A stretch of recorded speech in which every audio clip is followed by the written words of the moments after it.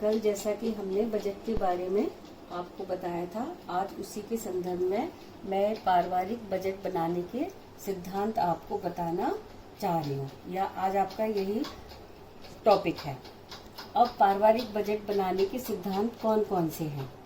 पहला पॉइंट है इसमें कुल आय का ज्ञान। ठीक है, अब कुल आय का ज्ञान क्या है? कुल से मतलब आपने गणित में पढ़ा ही होगा, जब कई चीजों को जोड़ देते हैं तब वो कुल बन जाता है ना, टोटल, पूर्ण। अब पारिवारिक कुल आय का ज्ञान कैसे होगा? जैसे परिवार में कोई वेतन से आय लेकर आ रहा है, कोई व्यवसाय से लेकर आ रहा है ना, अलग अलग स्रोतों से जो आय या धन आपको मिल रहा है वो कुल आय कहलाती है। तो जब आपके पास आय आ जाएगी तभी आप सैद्धांतिक रूप से क्या बना पाएंगे? बजट बना पाएंगे। और पारिवारिक बजट बनाने की सफलता भी इसी में ही है कि सभी जो पारिवारिक सदस्य हैं वो अपनी अपनी आय को छुपाए नहीं, जितना उनको प्राप्त हो रही है आय वो पूरा विवरण ईमानदारी से गृहिणी को या परिवार के मुखिया को प्रस्तुत करें। अब बच्चों, दूसरा पॉइंट है मूल आवश्यकताओं की जानकारी। जो भी बजट बना रहा है उसको दूसरा पॉइंट या दूसरा सिद्धांत का पूरा ध्यान रखना चाहिए या पालन करना चाहिए। अब मूल आवश्यकताएं कौन कौन सी होती हैं आपको पता ही है। मूल आवश्यकताएं हमारी रोटी, कपड़ा और मकान। समझ में आ रहा है ना आप लोगों को? ये हमारी मूल आवश्यकताएं। तो इन मूल आवश्यकताओं पर ही हमें पहले प्रमुखता से ध्यान देना है। जैसे कि भोजन है, भोजन के बिना मनुष्य नहीं रह सकता। वस्त्र है, क्योंकि मानव क्या है? सामाजिक प्राणी है, नग्नावस्था में तो नहीं समाज में जा सकता, तो इसलिए वस्त्र भी आवश्यक है। और वस्त्र, तीसरा पॉइंट है वस्त्र, क्योंकि मानव सामाजिक प्राणी है तो वो समाज में नग्न अवस्था में नहीं जा सकता, रह सकता, तो उसे, और विभिन्न प्रकार के हमारे यहाँ ऋतुएं भी होती हैं, ठंड में नग्न अवस्था में घूमेगा तो बीमार हो जाएगा, तो इसलिए हमें वस्त्र की आवश्यकता है। फिर छत, आवास है ना, जहाँ आप रहते हो, घर, मकान में ही तो आप सुरक्षित रहते हैं। बरसात में कहाँ? छत के नीचे ही तो आते हो छुपने के लिए, तो आपको आवास की भी आवश्यकता है। तो इन तीनों चीजों को हमें किस में ध्यान रखना है? प्रमुखता से ध्यान रखना है। जो भी हमारे सिद्धांत है उसमें ये चीजें हमें मूल रूप से लेनी चाहिए। फिर तीसरा पॉइंट है बचत का व्यवस्था संबंधी सिद्धांत। तीसरा सिद्धांत कौन सा है? बचत का व्यवस्था संबंधी सिद्धांत। अब बचत क्या है? बचत मैंने आपको कल बताया था, है ना, कि वर्तमान आवश्यकताओं की पूर्ति के बाद जो भी थोड़ा बहुत धन हम बचाते हैं वो बचत के रूप में ही भावी आवश्यकताओं में काम आता है ना।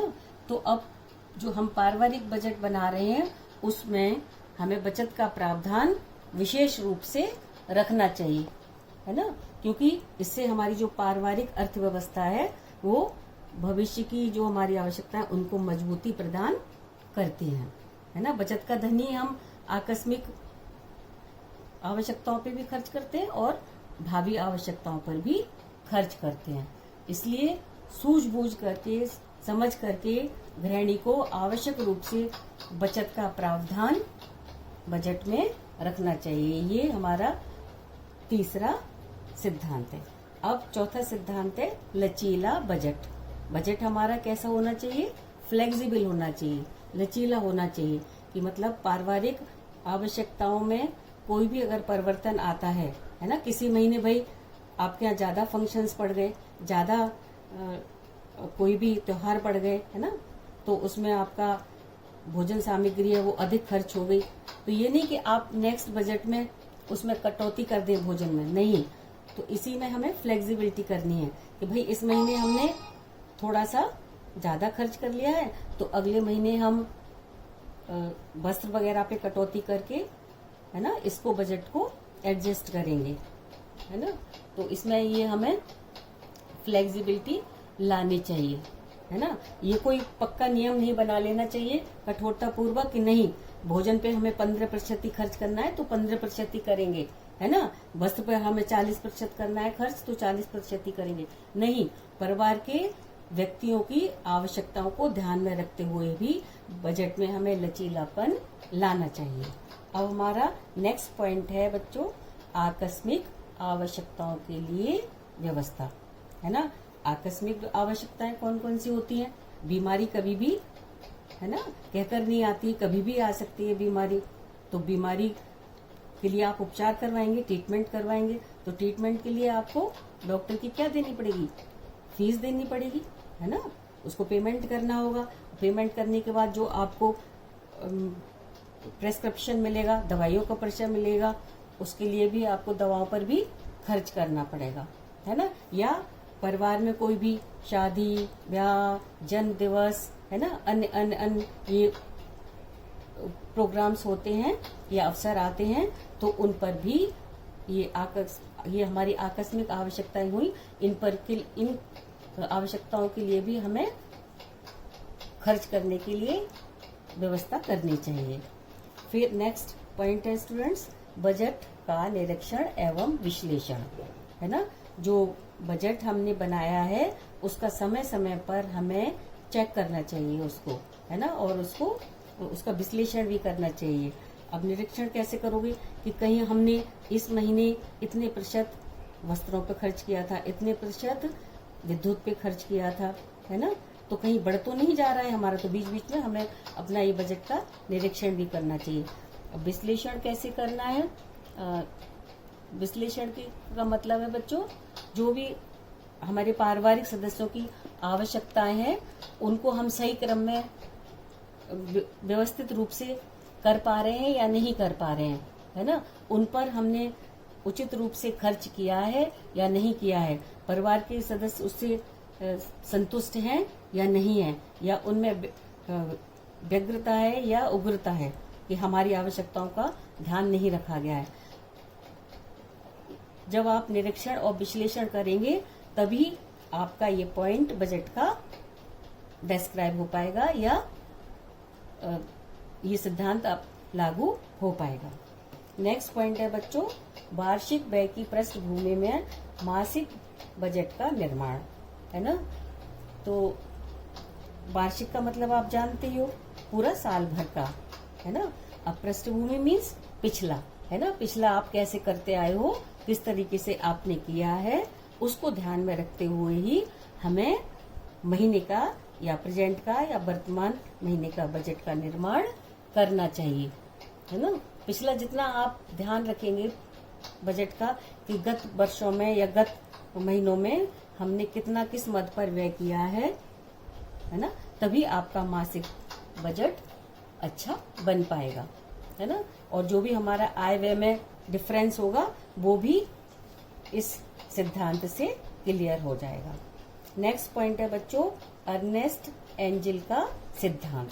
ये बच्चों पॉइंट लास्ट पॉइंट है और इसको मैं पूरा एक प्रश्न के रूप में डिस्क्राइब करना चाहती हूँ, क्योंकि ये प्रश्न हर बार किसी न किसी रूप में आता है। तो ये सिद्धांत में ही आप इसको लोगे और इसको इसलिए मैंने लास्ट में लिखा है कि इसको मुझे पूरा डिस्क्राइब करना है ना। ये भी एक अर्नेस्ट एंजिल एक अर्थशास्त्री थे जिन्होंने सबसे पहला पारिवारिक बजट का सिद्धांत बनाया।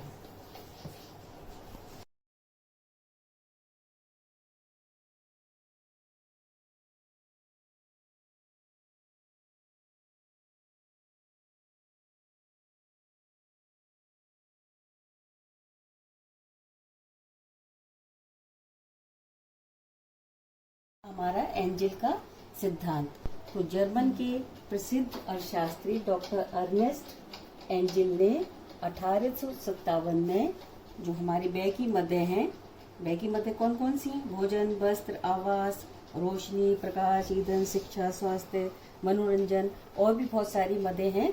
इन सबको ध्यान में रखकर, है ना, एक अलग अलग हिस्सों में बांटकर एक नियम बनाया।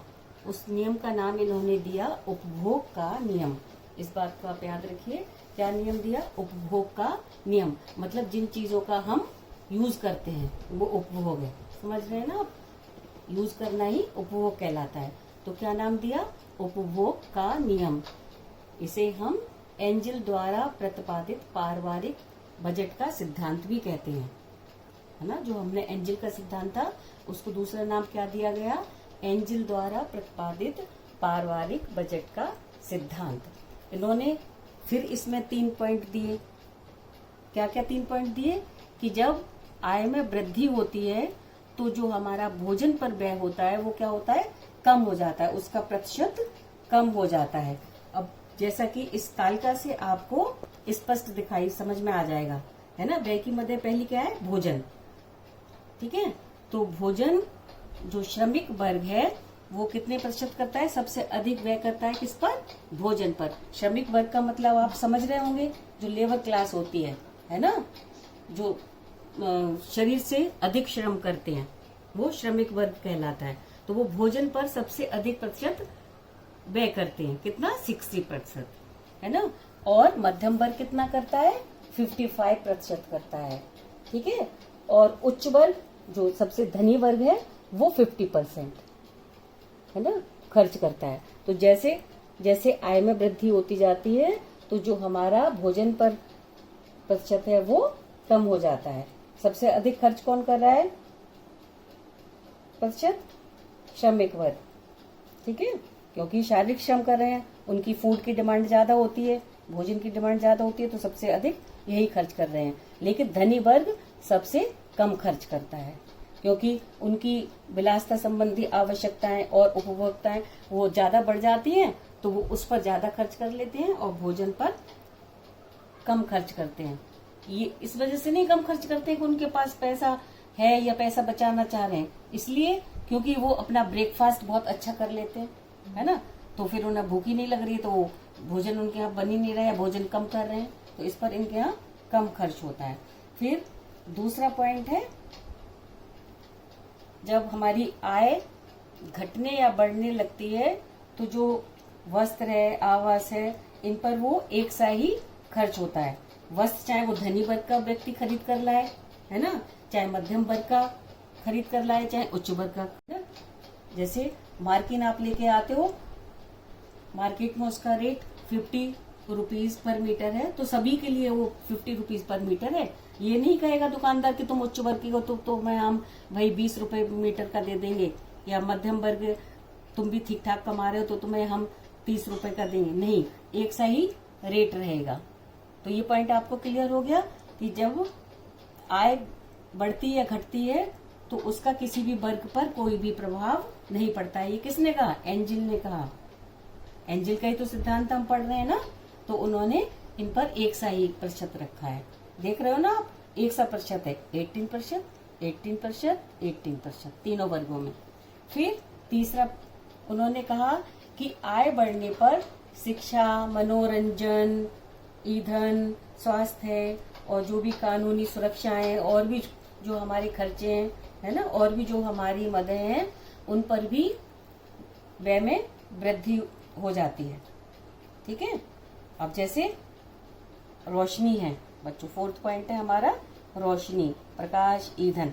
चाहे आप रोशनी सरकारी रोशनी कर रहे हैं, है ना, देखने के लिए, स्टडी करने के लिए, घर में प्रकाश करने के लिए, तो सबका ही सरकारी बिल आता है। 1 यूनिट अगर 50 रुपए है तो सभी के लिए 50 रुपए ही आएगी, है ना। 10 रुपए है तो 10 रुपए की यूनिट होगी, तो वो हर एक वर्ग के लिए बराबर ही होगा, है ना। रोशनी और ईंधन की व्यवस्था भी देख लो, तीनों में उन्होंने, एंजिल जी ने एक सा ही प्रतिशत दर्शाया है। चाहे वो श्रमिक वर्ग है उसमें भी 5% है, मध्यम वर्ग है उसमें भी 5% है, उच्च वर्ग है उसमें भी 5% है। लेकिन जो 5वां पॉइंट है ना, इसमें कानूनी जो सुरक्षा है उस पर भी बराबर, लेकिन किस पे अधिक बढ़ गया है, उच्च वर्ग पर बढ़ गया है। क्यों बढ़ा है उच्च और मध्यम वर्ग पर? जो श्रमिक वर्ग है वो तो अपने बेचारे श्रम करके आए, खाना खाया और सो गए, है ना उन्हें दुनियादारी से कोई इतना मतलब ही नहीं है। मध्यम वर्ग है वो भी अपने व्यवसाय कर रहे हैं या नौकरी कर रहे हैं, तो कुछ ना कुछ कानूनी अड़चने या कानूनी झगड़े उत्पन्न हो ही जाते हैं, है ना। तो कानूनी सुरक्षा, कानून, कोर्ट कचहरी, इसमें अलग अलग खर्चा आता है। तो देखिए मध्यम वर्ग भी लड़ाई झगड़े और दंगे फसाद कम ही करता है, कानूनी जो दाव पेच है उनके पास भी कम आते हैं, तो इसलिए वो लोग 10% कर रहे हैं। और सबसे अधिक किस पे खर्च हो रहा है? 15%। कौन कर रहा है? उच्च वर्ग। सबसे अधिक कौन कर रहा है? उच्च वर्ग के पास सबसे अधिक प्रतिशत खर्च होता है किस पर? मनोरंजन और कानूनी सुरक्षा पर। ये मैं समझती हूँ आपको समझ में आ गया होगा बच्चों। जो ये तालिका थी, उस तालिका को ग्राफ के माध्यम से या रेखा चित्र के माध्यम से भी समझा जा सकता है। जो आप ये देख रहे हैं, पहले में खड़ी रेखाएं ये धनी वर्ग को दर्शा रही हैं, और जो डायगोनल तिरछी रेखाएं हैं वो मध्यम वर्ग है, और जो क्रॉस रेखाएं हैं वो श्रमिक वर्ग है। तो सबसे पहले आप देखिए भोजन नीचे लिखा हुआ है, तो भोजन पर सबसे अधिक प्रतिशत कौन खर्च कर रहा है? क्रॉस में कौन सा है? श्रमिक वर्ग है ना। और मध्यम वर्ग 55 और धनी वर्ग 50%। तो सबसे कम कौन कर रहा है? धनी वर्ग। इसी प्रकार से वस्त्र पर मैंने बताया था कि भाई कोई भी आप कपड़ा लेने जाते हो तो एक ही रेट देगा दुकानदार सभी को, चाहे वो मध्यम वर्ग का खरीदने चाहे श्रमिक वर्ग का खरीदे या उच्च वर्ग का। तो ये तीनों ही 18% खर्च कर रहे हैं। इसी प्रकार से मकान पर भी जो किराया है, किराए के मकान में रह रहे हैं, अपने मकान में रह रहे हैं, तो अपने मकान में रह रहे हैं, मेंटेनेंस लगता है, तो लगभग बराबर ही इन्होंने एंजल साहब ने प्रदर्शित किया है कि 12% ही खर्च करते हैं।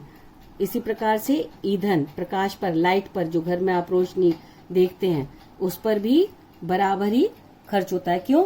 क्योंकि जो जिस दर से सरकार विद्युत का लेती है पेमेंट, वो सभी के लिए बराबर है, तीनों वर्ग के लिए, चाहे वो मध्यम वर्ग है, चाहे धनी वर्ग है या उच्च वर्ग है। जैसा कि मैंने आपको समझाया था कि 1 यूनिट का अगर 15 रुपए है तो वो सभी के लिए 15 रुपए होगा, किसी के लिए अलग अलग नहीं होगा।